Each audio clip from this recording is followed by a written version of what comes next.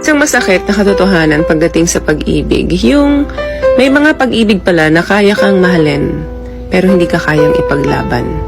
Yung aminin natin minsan sa buhay natin, dumarating talaga yan na kaya nating mahalin or mahal natin yung isang tao, pero hanggang dun lang, hindi natin kaya ipaglaban. Alam mong mahal ka, alam mong tinatangi ka niya, kasi ramdam mo naman talaga yun na mahal ka niya. So, wag natin baliwalain yun, kasi pagmamahal yun. Pero, ang sad part kasi dun, yung hanggang dun lang.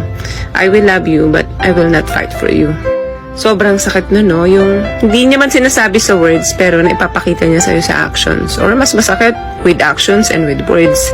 Kasi syempre, ina-expect mo talaga na once yung tao mahal ka, kayang-kaya ka ipaglaban. Gagawin niya lahat para sa'yo. Kasi walang imposible kapag nagmamahal ka. Kasi yan yung power talaga ng love. Kaya nga mahirap i-define ang love. Love conquers all. Very magical. Diba? Ang hirap ma-explain ng love. Kasi nga, yung power ng love is very powerful. Meaning, kaya lahat gawin, kaya lahat ipaglaban yung mga bagay na akala mong hindi kaya ipaglaban.